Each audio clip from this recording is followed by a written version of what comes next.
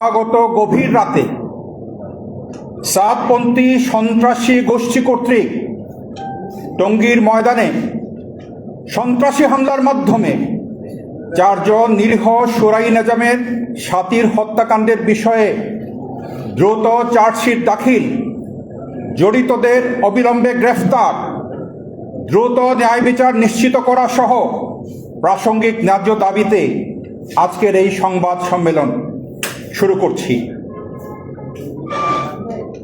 প্রিয় সাংবাদিক বন্ধুগণ, আসসালামু আলাইকুম রহমতুল্লাহ।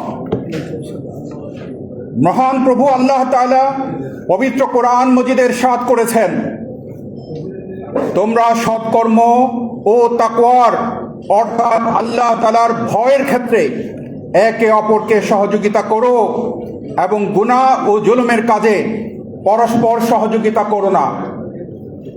আল্লাহ তাআলাকে ভয় করো, নিশ্চয়ই আল্লাহ তাআলা কঠোর শাস্তিদাতা।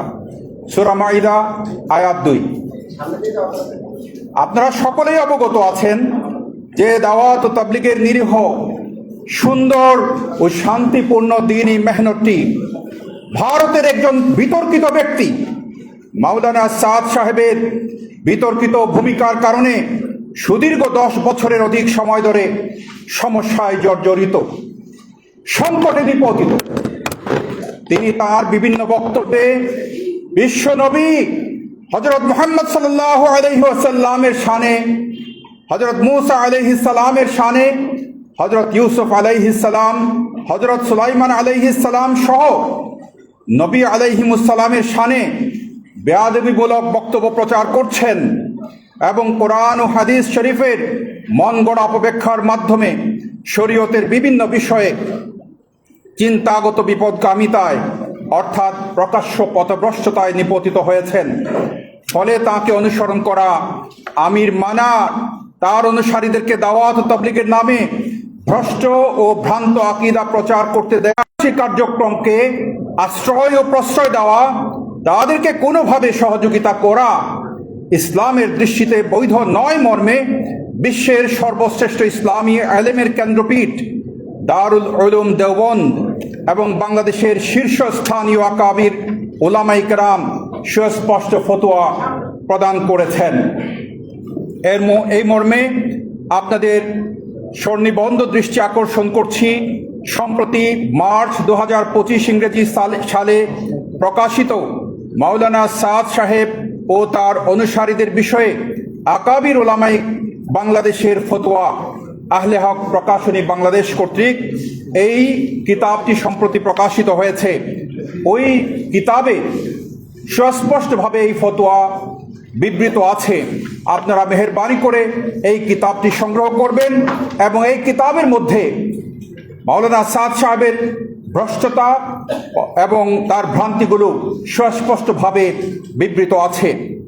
উল্লেখ্য, ফতোয়া ইসলামের দৃষ্টিতে অবশ্য পালনীয় সিদ্ধান্ত, যার বিরোধিতা করা, অমান্য করা, তুচ্ছ তাচ্ছিল্য করা ইসলামের দৃষ্টিতে জঘন্য অপরাধ।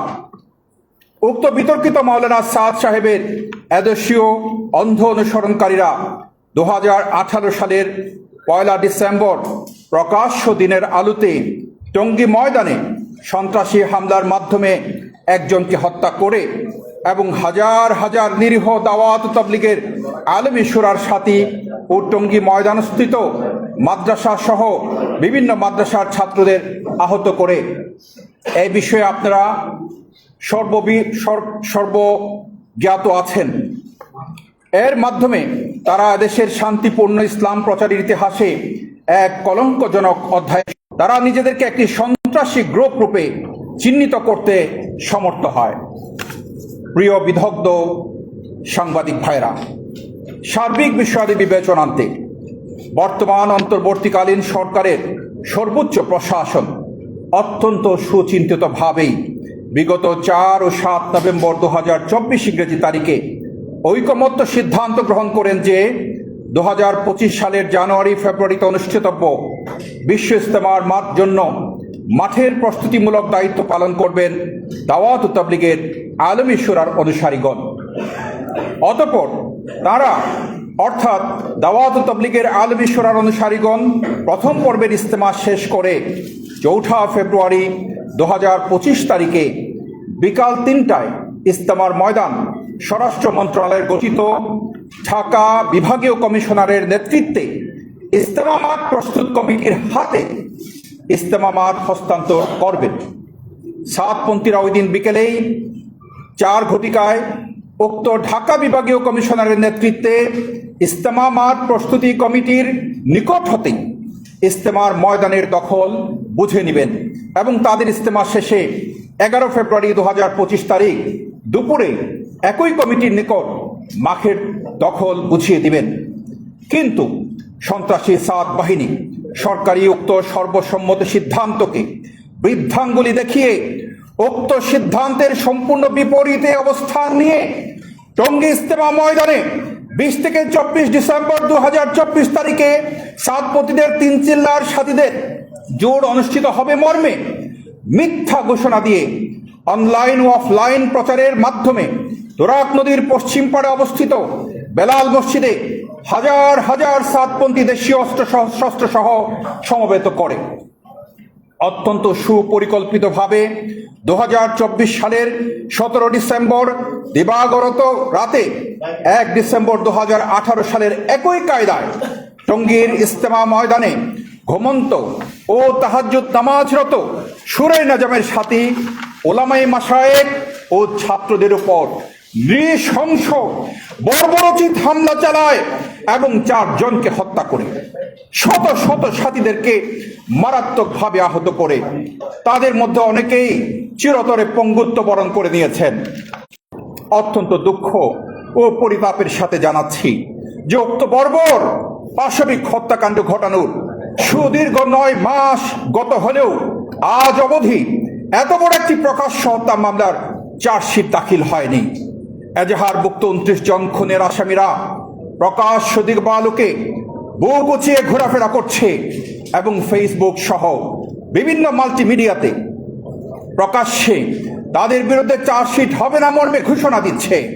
ফলে হত্যা মামলার বাদী শহীদ পরিবার এবং আহতদের মনে এই সন্দেহ দানা বাঁধছে যে এত বড় একটি খুনের মামলায় আদৌ কি চার্জশিট দাখিল করা হবে না? ন্যায় বিচার আলোর মুখ দেখবে না, নাকি বিচারের বাণী নিভৃতে কাঁদবে? এই বিষয়ে বর্তমান নিরপেক্ষ নির্দলীয় সরকারের নিষ্ক্রিয়তা, সরকারের বিভিন্ন উচ্চ সচেতন আইনজীবীগণ ক্ষোভে ফুঁসে উঠছেন, যে কোনো সময় তা বিস্ফোরিত হতে পারে। উল্লেখ্য, দেশের বরেণ্য ওলামায়ে মাশায়েখগণের পক্ষ হতে ইতিপূর্বেও সংবাদ সম্মেলনের মাধ্যমেও বর্তমান সরকারের নিকট যৌক্তিক দাবিসমূহ জোরালো রূপে পেশ করা হয়েছিল, কিন্তু তথাপিও অদৃশ্য হাতের ইশারায় ১ ডিসেম্বর ২০১৮ ও ১৮ ডিসেম্বর ২০২৪ খুনি সন্ত্রাসী সাতপন্থীরা প্রকাশ্যে ঘোরাফেরা করছে। এমনকি আগামী বছর তথা ২০২৬ সালের বিশ্ব ইজতেমা টঙ্গী ময়দানে করার অনেক দাবি পেশ করছে। প্রিয় বিদগ্ধ সাংবাদিক ভাইরা, এমত অবস্থায় আপনাদের মাধ্যমে আমরা টঙ্গীর ময়দানে একতরফা হামলা করে ৪ জনকে হত্যা ও শতাধিক মানুষকে মারাত্মক আহত ও রক্তাক্ত করা সন্ত্রাসী খুনি সাতপন্থীদেরকে অবিলম্বে গ্রেফতার ও সুষ্ঠু তদন্ত সমাপ্ত করে দ্রুত বিচারের জোর দাবি জানাচ্ছি এবং খুনি সন্ত্রাসী সাতপন্থীদের প্রচার সহ সকল কর্মকাণ্ড বাংলাদেশে চিরতরে নিষিদ্ধ ঘোষণা করার জোরালো দাবি জানাচ্ছি। আমাদের সুনির্দিষ্ট দাবিসমূহ: ১. টঙ্গী হত্যাকাণ্ডে দায়ের করা মামলার নিরপেক্ষ তদন্তকারীর মাধ্যমে দ্রুততম সময়ে সঠিক তদন্তক্রমে দ্রুত চার্জশিট প্রদান ও দ্রুততার সাথে ন্যায় বিচার নিশ্চিত করতে হবে। ২. তদন্ত কার্যক্রম ব্যাহত করত চার্জশিট প্রদান বিলম্ব করার হীন উদ্দেশ্যে গভীর ষড়যন্ত্রে নিয়োজিত গাজীপুর মেট্রোপলিটন পুলিশে কর্মরত সাতপন্থী ২ জন সুনির্দিষ্ট পুলিশ কর্মকর্তাকে অনতিবিলম্বে প্রত্যাহার ও বদলি করতে হবে। ৩. কুখ্যাত খুনি গডফাদার ওয়াসিফুল ইসলাম, আব্দুল্লাহ মনসুর ওসামা, মুআজ বিন নূর, এরতেজা, মিরপুরের মিজান, আতাউর, সায়েম, স্বর্ণ মিজান, হাসানুল হায়দার, ওয়াসিউদ্দিন, রেজাউল করিম, ডক্টর আব্দুস সালাম, লিয়াকত সিদ্দিকী সহ সকল এজাহারভুক্ত ও এজাহার বহির্ভূত আসামিদেরকে দ্রুত গ্রেফতার করতে হবে। 4 গ্যাজেটের মাধ্যমে কাকরাইল মসজিদের ন্যায় বাংলাদেশের সকল মসজিদে দাওয়াত ও তাবলীগের নামে সন্ত্রাসী সাতপতিদের সকল কার্যক্রম চিরতরে নিষিদ্ধ ঘোষণা করতে হবে। 5 টঙ্গীর ইস্তেমার মাঠে পরপর 2 বার সন্ত্রাসী হামলাকারী 2018 ও 2024-এ সাতপতিদের কোন ইস্তেমা, জোর বা কোনো কার্যক্রম টঙ্গীর ময়দানে না করার বিষয়ে সরকারের পূর্ব ঘোষিত সিদ্ধান্ত বহাল রাখতে হবে। খুনি সাতপন্থীদের দ্বারা অন্যায়ভাবে প্রভাবিত হয়ে বিপরীতে কোনো সিদ্ধান্ত চাপিয়ে দেওয়ার চেষ্টা কোনোভাবেই মেনে নেওয়া হবে না, বরং সম্মিলিতভাবে রুখে দেওয়া হবে ইনশাআল্লাহ। সাংবাদিক সম্মেলনে অংশগ্রহণের জন্য আপনাদের সকলকে আন্তরিকভাবে ধন্যবাদ জানিয়ে আজকের এই সম্মেলনের সমাপ্তি ঘোষণা করছি। সচেতন আইনজীবী, ওলামায়ে মাশায়েখ বাংলাদেশ ও দাওয়াত তাবলীগের সাথী। আসসালামু আলাইকুম রাহমাতুল্লাহ। আমি সুপ্রিম কোর্টের একজন আইনজীবী। আমার নাম হচ্ছে মতিন উদ্দিন আলম। একজন করে প্রশ্ন হচ্ছে যে আপনারা বলতেছেন তাদের নিষিদ্ধ চাচ্ছে বা হচ্ছে তারা ইস্তেমা করতে পারবে না, তাই তো? তাদেরও তো একটা অংশ বাংলাদেশে, তাই না? তারাও তো একটা অংশ, এই অংশটা আসলে কোথায় যাবে? তারা কিভাবে ইস্তেমা করবে? আমরা এখানে বলেছি তারা যদি ইসলাম, আমার নাম মতিন উদ্দিন আলম, তারা যদি ওলামায়ে কেরামের যে ফতোয়া দিয়েছেন এই ফতোয়া অবলম্বন করে তারা তাদের ভ্রান্ত আকিদা থেকে সরে আসে, অবশ্যই তারাও মুসলমান, ইসলামী আকিদার উপরে তারা ফিরে আসলে সঠিক পন্থায় তারা যদি ইসলাম, প্রকৃত ইসলামের দাওয়াত দেয়, তাদের সংবিধান অনুযায়ী তাদের এই মতামত প্রকাশের অধিকার আছে এবং প্রচারের অধিকার আছে। কিন্তু ভ্রান্তির মধ্যে পুরা জাতিকে ডুবানোর কোনো অধিকার তাদের নেই। মানুষের মধ্যে বিভ্রান্তি সৃষ্টি করা এবং সন্ত্রাসী কার্যক্রম এটা শরীয়তেও নিষিদ্ধ, অন্যের উপরে হাত তোলা এটা শরীয়তে নিষিদ্ধ এবং ইসলামের কাছেও নিষিদ্ধ, আমাদের বাংলাদেশের আইনেও নিষিদ্ধ। এই নিষিদ্ধ কার্যক্রম যারা করছে, যেমন আওয়ামী লীগ এই নিষিদ্ধ কার্যক্রম করার কারণে তাদেরকে নিষিদ্ধ করা হয়েছে, একইভাবে এই সন্ত্রাসী গোষ্ঠী যেহেতু নিষিদ্ধ কার্যক্রম করছে আইন এবং ইসলামী শরীয়ত অনুযায়ী, অতএব তাদেরকে নিষিদ্ধ করার জোর দাবি জানাচ্ছি। হঠাৎ করে এই যে আপনি যে ঘটনাগুলো আছে বর্ণনা করলেন, এগুলো সবাই জানে।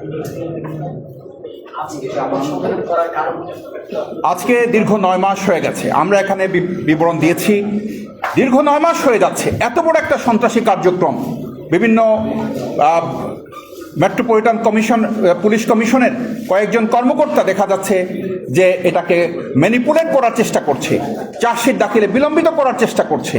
ফলে আমরা এই সংবাদ সম্মেলনের মাধ্যমে আপনাদের মাধ্যমে সরকারকে এবং জাতিকে জানিয়ে দিতে চাই যে সঠিকভাবে দ্রুত গতিতে যে কার্যক্রম করা উচিত ছিল সেটা যেন অবশ্যই তারা করতে পিছপা না হয়।